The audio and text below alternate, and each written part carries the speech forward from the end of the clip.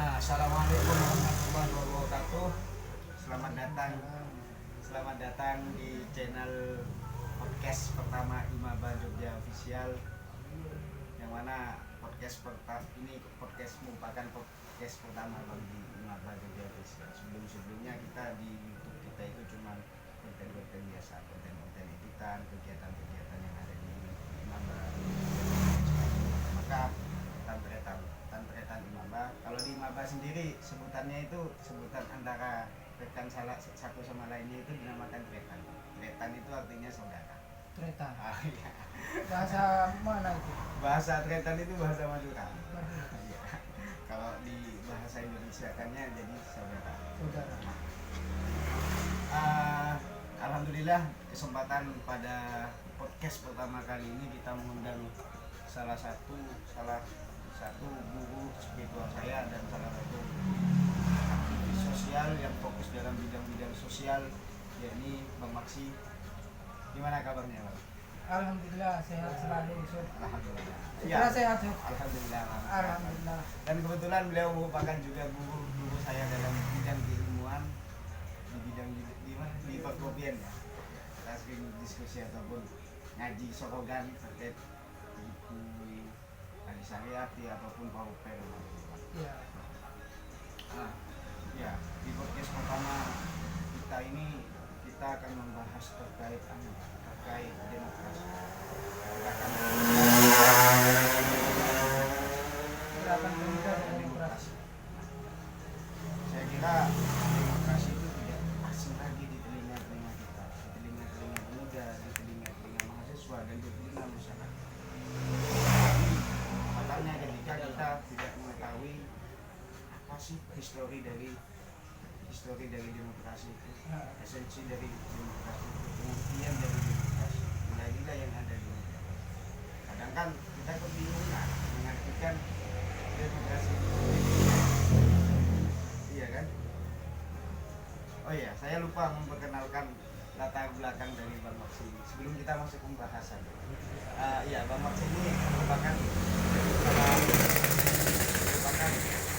berproses di gerakan mahasiswa Islam Indonesia UIN Sunan Kalijaga. Iya. UIN Sunan Kalijaga Yogyakarta, dan beliau juga berduduk di organisasi PABD, Aksi Mahasiswa Yogyakarta, dan FKM. Iya. Pronadiya bagi Nadiin. Bukan kan, Nadiin kedaulatan sumber daya alam. Nadiin untuk kedaulatan sumber daya alam. Nah, kita langsung masuk aja terkait hal-hal yang menjadi problematika tadi, Bang, historis dari demokrasi itu sendiri. Iya. Apa ya? Kalau kita ngomongin demokrasi, kita bicarakan demokrasi sejak zaman Plato, Aristoteles, kita menelusuri akar historis dulu.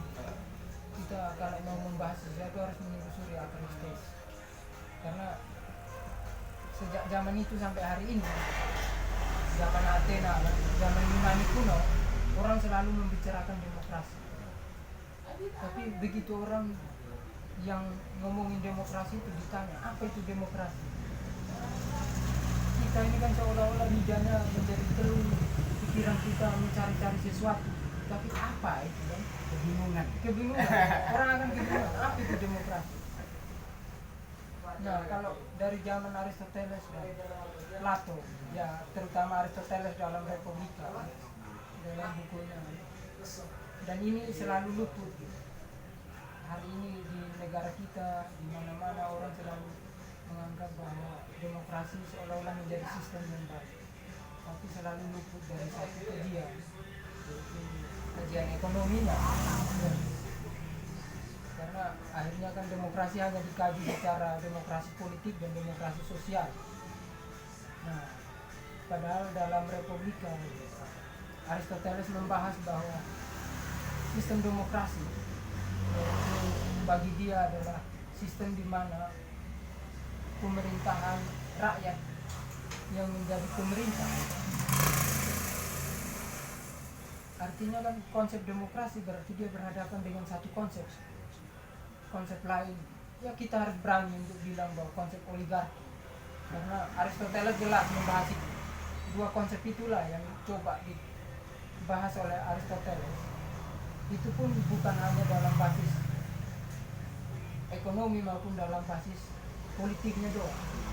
Bukan basis politik dan basis sosialnya doang, tapi ada basis ekonomi. Aristoteles lanjut mengatakan bahwa demokrasi di mana orang miskin berkuasa, karena bagi Aristoteles orang miskin banyak dan orang kaya sedikit, maka ketika orang miskin berkuasa dia disebut demokrasi.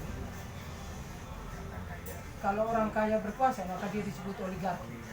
Ya, itulah dua konsep yang saling berhadapan tapi selalu luput dari itu. Artinya kalau dia membahas miskin dan orang kaya, berarti sentuhannya adalah akar historisnya adalah akar historis material, sifatnya material. Itu pun solusi konflik yang ditawarkan Aristoteles waktu itu bukan soal kalau permasalahannya material, basisnya basis material, maka harus solusinya harus bersifat material atau dalam hal ini kajian ekonomi. Tapi akhirnya Aristoteles lupa. Dia cuman mengusung gagasan namanya negara republik. Ya.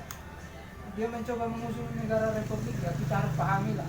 Karena di zaman itu Aristoteles juga sadar kalau dia mencoba mengganggu harta orang kaya, maka mungkin ya nasibnya akan sama seperti Munir dan Melaka dan lain-lain.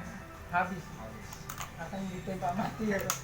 Ya, mengganggu kestabilan, mengganggu harta orang kaya kan mengganggu kestabilan.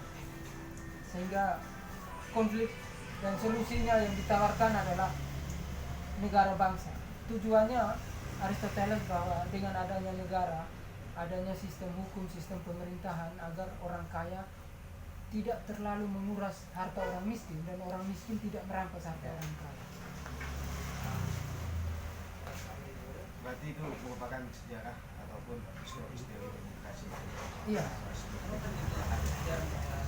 Bahwasanya ada Aristoteles memahamkan dua konsep itu terkait demokrasi dan oligarki. Iya. Oligarki sendiri ketika orang kaya itu menguasai tatanan pemerintahan, dan yang dinamakan demokrasi sendiri ketika orang miskin ataupun kaum proletar, kaum yang tidak menguasai tatanan pemerintahan. Iya. Sehingga dalam kajian ini kita membahas atau orang-orang itu membahas menulis menggagas terkait demokrasi itu tidak apa itu dalam kajian sosial, kajian ekonomi, cuman fokus dalam politik dengan kajian politik dan kajian sosial. Harusnya lebih memfokus ataupun lebih memfokuskan ataupun mengaitkan dengan kajian ekonomi itu sendiri. Iya. Nah, kalau kita membahas terkait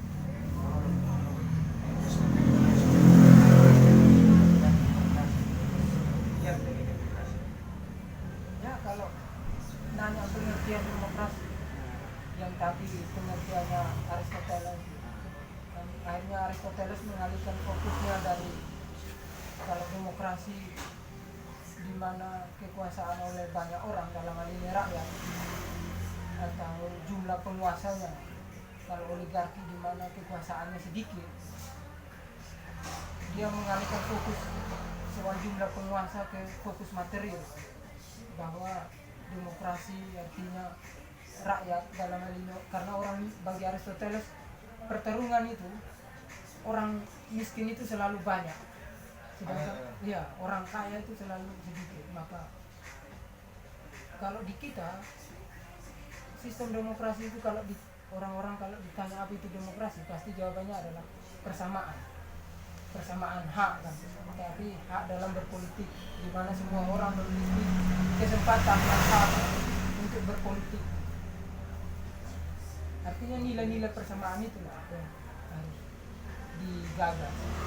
Pun orang memiliki hak yang sama dalam bersosial, nggak peduli dia kelaminnya perempuan, kelaminnya laki-laki gitu ya. Atau dia orang kaya, dia orang miskin, siapapun itu, dia dari suku mana gitu. Ya harusnya kan orang memiliki hak yang sama. Kalau kita lihat di negara kita sendiri, Indonesia ataupun di masyarakat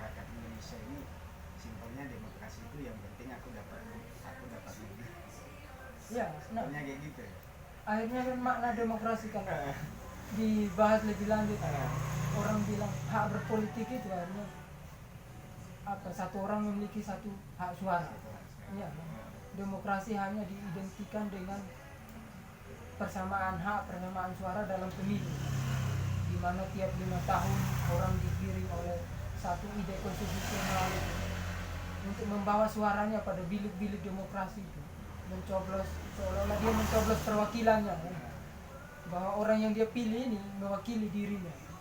Tapi kan kita lupa bahwa lalu bagaimana orang yang dipilih ini kalau dia tidak sesuai dengan kepentingan rakyat. Itu. Orang tidak pernah membahas bahwa orang-orang yang dipilih ini sudah ditentukan, sudah dipilihkan untuk kita memilih. Kita pilih. Dipilihkan oleh partai gitu. Penguasaan partai ini kan ya kita harus bilang bahwa dia dikuasai lewat uang, materi. Basisnya basis materi. Maka kalau kita berbicara demokrasi, kita harus berbicara ekonomi, kesetaraan ekonomi itu yang penting. Ya Aristoteles mungkin luput atas hal itu, tapi kan kita harusnya bisa. Gimana pembagian harta orang kaya itu terhadap orang miskin? Itu yang akhirnya nggak dibahas. Tapi kalau kita lihat sering terjadi yang namanya di era-era yang namanya manipulasi. Ya. Ya, apakah itu bisa disebut juga kayak pembagian harta itu kepada kaum miskin untuk milik dia? Bisa disebut bisa disebut kajian ekonomi juga gitu. Ya itulah makanya kan.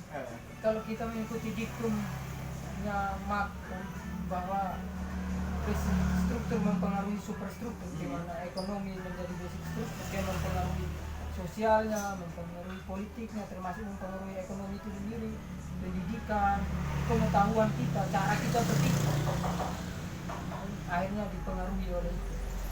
Nah, kalau bilang money politik itu adalah basis ekonomi, harusnya kita sadar akan itu. Artinya siapa yang melakukan money politik itu? Dia punya kepentingan untuk dipilih menggunakan ekonomi, menggunakan uang dalam hal ini, membayar kepada rakyat untuk menyumbangkan suaranya pada dia. Dan rakyat ini akhirnya dia nggak punya pilihan lain, dia nggak punya cita-citanya, nggak pernah dibahas kedaulatan rakyatnya apa, kepentingan rakyatnya apa, tujuan rakyat itu apa. Nah, kan harusnya itulah yang dibahas. Atau kalau ada orang kaya dengan kekayaannya begitu timpang dan orang miskin, bagaimana orang miskin ini bisa berpolitik, sedangkan politik kita dilingkupi dengan money politik itu. Dan orang nggak memiliki hak yang sama lagi gitu. Sama lagi. Iya, orang miskin nggak bisa membayar Orang saudara-saudaranya apa orang-orang terdekatnya untuk memilih dia. ya untuk mencukupi kehidupan sehari-harinya susah, apalagi membayar uang. Nah itu Lagi-lagi itu bang menjadi problemnya.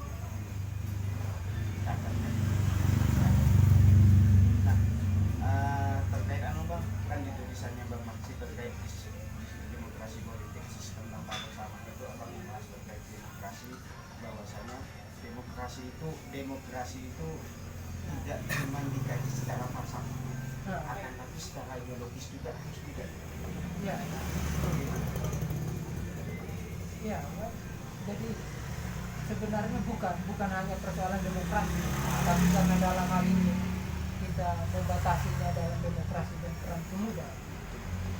Bahwa karena ide awalnya demokrasi itu berangkat dari idenya para filsuf, proses penghayalan yang mereka terjebak dalam berpikirnya, sehingga dikonsep seolah-olah satu konsep yang ideal, dia hanya terjebak dalam filsafat.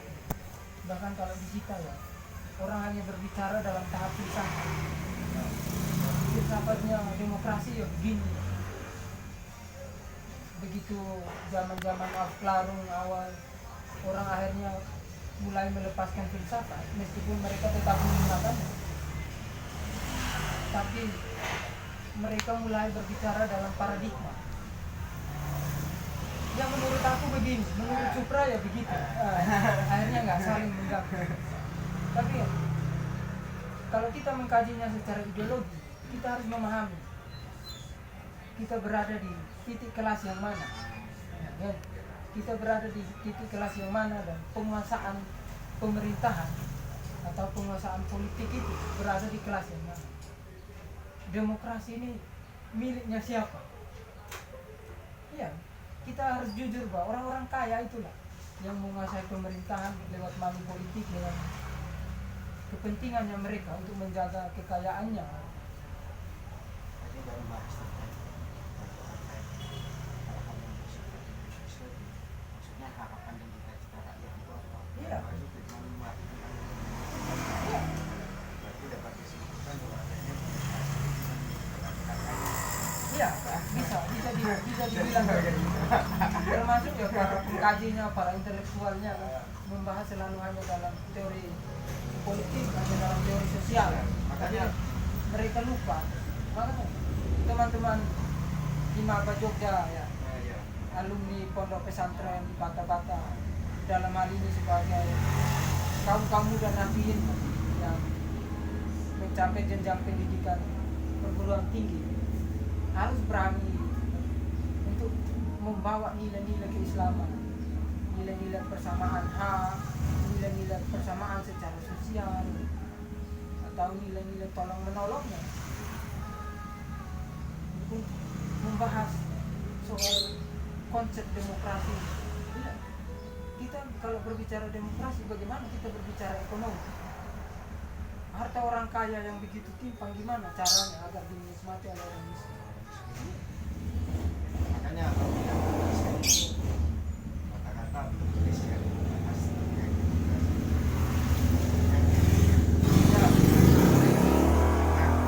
harusnya bidang sosial, bidang tadi.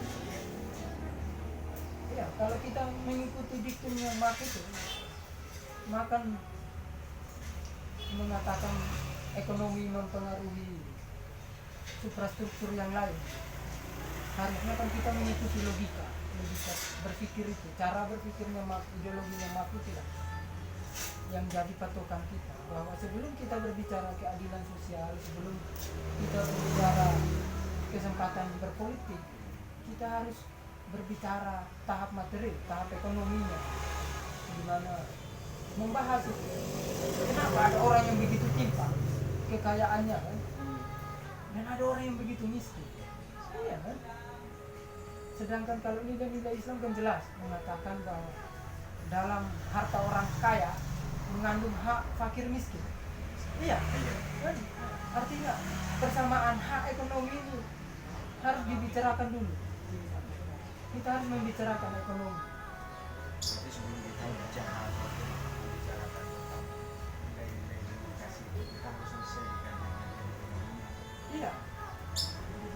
Pembagian harta atau dalam hal ini reforma ekonomi, kalau di kita misalnya kekayaan tolak ukurnya adalah tanah, maka reforma agraria itulah harus dibahas karena sifatnya material. Tanah, ekonomi ini kan sifatnya material. Apa sih dalam dunia ini yang dibangun atau nggak dibangun atas dasar material? Semuanya dibangun atas dasar material. Menarik. Kalau kita ini kan gerakan pemuda dan demokrasi, menurut abang sendiri, salah satu sebagai kaum muda, bukan kaum tua lagi, bukan kaum tua ya, masih kaum muda ya. Semoga muda semangatnya. Semoga muda semangatnya. Gak apa-apa wajahnya ataupun umurnya tua, yang penting semangatnya masih muda. Iya. Seharusnya pesan pemuda dalam menjunjung tinggi nilai demokrasi itu harus gimana sih Bang, kalau menurut abang? Ya, karena persoalan pemuda kan apa ya, salah satu menteri kita kan bilang orang-orang tua itu korupsi, anak muda itu jangan serakah, biar budaya korupsi itu nggak ada kan? Orang tua yang korupsi, anak muda selalu disalahkan.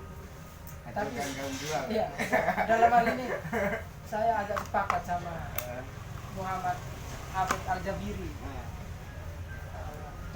salah satu tokoh intelektual Maroko. Meskipun secara mazhab dia Malikiyah, dia mengatakan begini, kenapa orang-orang muda itu selalu dia punya pandangan yang setidaknya dia mendekati kebenaran dan persamaan hak bagi semua orang. Artinya kita harus membicarakan Islam dalam hal ini bukan hanya Islam untuk orang-orang Islam, tapi Islam yang rahmatan lil alamin bagi semua umat manusia. Adalah persamaan hak, kesetaraan, keadilan, itulah nilai yang paling penting. Nah, Muhammad Abed Al-Jabiri mengatakan pemuda itu selalu mendekati kebenaran karena apa? Dia belum punya kepentingan. Dia masih bebas dalam studinya. Ya meskipun bebasnya dia masih dibiayai oleh bapak ibu orang tuanya gitu. Tapi akhirnya dia masih punya waktu luang banyak, kesempatan yang banyak. Kepentingannya adalah hanya mencari ilmu. Dia belum punya kepentingan dalam hal mengisi perutnya, menjamin keluarganya hidup gitu. Atau mengurusi siapa. Nah itulah dalam hal ini peran pemuda. Kita harus memenuhi, karena ya teman-teman pemuda artinya banyak yang berkuliah ini, kita punya kesempatan memasuki universitas itu. Itulah yang harusnya kita berani memikirkan dan kita berani mempertahankan nilai-nilai itu. Karena apa kepentingan kita? Kepentingan kita mengisi kebutuhan kita, ada tanggungan orang tua ya, meskipun kita menguras dari orang tua tanpa sadar. Tapi cara berpikir itulah yang harusnya bagi Abed Al-Jabiri diemban oleh tokoh-tokoh muda itu. Dalam ya dia memisahkan para orang-orang tua dalam hal ini bukan dia hanya tua secara umur, tapi tua secara ilmu. Iya, kadang mereka mulai mengkaji sesuatu, mengonsepsikan sesuatu itu udah punya kepentingan. Dalam hal ini kepentingan politik, dia mendukung penguasa atau mendukung rakyat. Tolak ukurnya hanya dua itu kan, atau mendukung penguasa. Tapi kalau jadi tadi seharusnya kemudian rakyat itu sendiri ya, nggak boleh diberikan apapun manut-manutan kepada penguasa yang korup, tanda kutip yang korup, ataupun dalam tanda kutip penguasa yang cuman mempunyai kepentingan pribadi. Iya. Dan untuk masyarakat umat secara gambaran.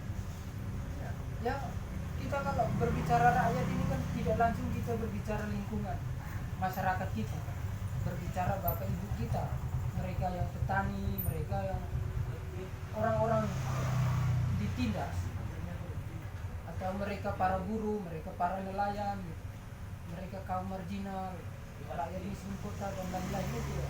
Jadi kalau bisa begini, Iya. Ya kalau bahasanya Al-Quran mustaqahin itu. ya berarti sebagai pemuda kita terlebih dahulu harus menanamkan sifat kekonsistenan kita untuk membela rakyat dan membela rakyat kita, untuk membela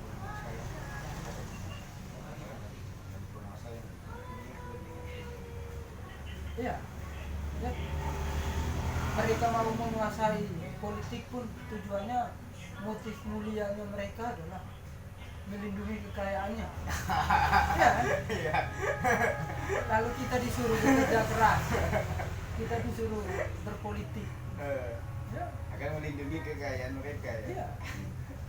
Tapi kan entah demokrasi sosial atau demokrasi politik, mana yang jadi sarana dan mana yang jadi tujuan. Dalam hal ini tujuannya adalah demokrasi sosial, sarananya demokrasi politik. Ya memang kita harus berpolitik. Dalam hal ini politik bukan hanya politik praktis ya, termasuk partai atau apa, tapi politik secara keilmuan, ya. Politik secara ideologi, ya. Di mana keberpihakan kita pada orang-orang yang ditindas, pada kaum-kaum lemah. Jadi menurutku kita lebih kalau kita bicara sebagai konsistenan kita dalam membela hak-hak yang hak-hak kaum muslimin dan sebagainya, kita bicara tentang bagaimana ini harus mempertahankan idealismenya. Ya sih. Iya kan? Ya. Sulit, menurut abang sulit nggak menjaga ataupun mempertahankan idealisme? Kalau kata Tan Malaka kan hal yang istimewa Ya. yang dimiliki pemuda itu idealisme. Gimana caranya kita mempertahankan idealisme? Ya. Nanti yang selalu luput dari kita. Ah, Apa karena kita sudah terasuk kajian-kajian modernis ya? iya. Tapi yang selalu luput dari kita, termasuk para pengkaji orientalis itulah, tidak membahas tasawuf. Iya, dalam hal ini sufi sudah menunjukkan pada kita, bukan orang itu nggak punya nafsu, tapi bagaimana nafsu itu selalu ditekan agar dia tidak mengikuti nafsunya, nafsu pada kekayaan materi, nafsu pada tingkatan sosial. Ya itulah yang harusnya ditekan oleh para kaum muda itu, baik nanti dia akan berumur tua atau apa, ambillah sesuai kebutuhannya. Iya. Jangan Dan- serakah. Iya, jangan serakah, kata Pak Menteri kita. Iya. Anak muda jangan serakah. Iya. Kaum Kalau- tua jangan iya. korup. Begitupun kaum tua jangan korup. Nah, Mereka yang korupsi, kita yang disalahkan. kayak gitu, disalahkan. Lagi itu. Untuk Bang, harapan abang terkait mahasiswa kan Imaba Yogyakarta itu identik ataupun disebut dengan mahasiswa santri. Bahwasanya Imaba ini gak luput dari organisasi pesantrenan. Dia lahir di, maksudnya dia lahir di pesantren. Orientasi mempunyai hubungan erat dengan pesantren. Pesantren dan sahabat. Harapan abang untuk pemuda ataupun mahasiswa Imaba Yogyakarta khususnya terkait hal-hal demokrasi ataupun yang lain. Ya, kalau harapan saya, terutama pada teman-teman maba alumni Pondok Pesantren Bata-Bata yang hari ini jadi mahasiswa di Yogyakarta, ya sebagai kaum muda dalam hal ini, kaum muda Nahdien, nilai-nilai Islam kita bawa, ada nilai-nilai kesetaraan, nilai-nilai keadilan itu, baik dia dalam perjuangan politik, demokrasi politik maupun demokrasi sosial. Kita nggak usah bertanya ayam duluan apa telur duluan, begitu. Seperti para filsuf itu kan. Mau demokrasi politik duluan apa demokrasi sosial duluan, tapi kupikir tujuan-tujuan kesetaraan itulah, ada nilai-nilai ta'awun, tolong menolong itulah yang harus kita gunakan. Ya kita harus berani membicarakan kepentingan orang tua kita, dalam hal ini kaum Nahdien itu, apa keinginannya, apa cita-citanya pada demokrasi kita, pada negara ini, keinginan mereka. Kalau ditanya, beberapa yang saya amati pasti jelas akan mengatakan bahwa keinginannya adalah persamaan, ya keadilan dan lain-lain. Ya orang nggak perlu jadi fakir, orang nggak perlu jadi miskin, tapi kalau di samping kita atau pemerintahan kita, orang-orang yang menjabat memiliki harta yang begitu timpang daripada rakyat, otomatis rakyat akan merasakan bahwa dia miskin. Ya. Kenapa ada orang begitu kaya? Kita disuruh terus bekerja, tapi mereka menikmati kekayaan itu. Hidupnya dijamin oleh uang-uang itu. Nah itulah yang harapan saya bagi kaum-kaum muda, kita harus membicarakan kehidupan kita. Dalam hal ini kalau sesuai dengan analisis kelas 5, kita harus membicarakan kehidupan kaum miskin, para petani, gitu. Apalagi teman-teman di Maba, banyak orang tua di Madura, pelaut, nelayan, kan? Atau petani tembakau. Ya itulah yang harus kita bicarakan. Kita mengonsep entah itu konsep demokrasi politik, demokrasi sosial sesuai dengan kelas kita. Sesuai dengan nilai-nilai keislaman. Iya, iya, dia tidak keluar dari itu. Tapi ya, Islam dan Nahdliyin di sini bukan berarti kita maksudkan agama dan ormas tertentu. Tapi kan nilai-nilai Islam yang rahmatan lil alamin bagi seluruh umat manusia. Bukan cuma Ya, bagi seluruh alam semesta. Ya, pun Nahdliyinnya adalah orang-orang yang berusaha bangkit, yang begitu lama mengalami ketertindasan kan. Ya, kita harus membicarakan itu sebagai orang-orang yang berusaha bangkit, entah dia bangkit secara ekonomi, politik, sosial. Jadi persoalan demokrasi bukan hanya persoalan pemerintahan dari rakyat oleh rakyat atau memiliki hak suara,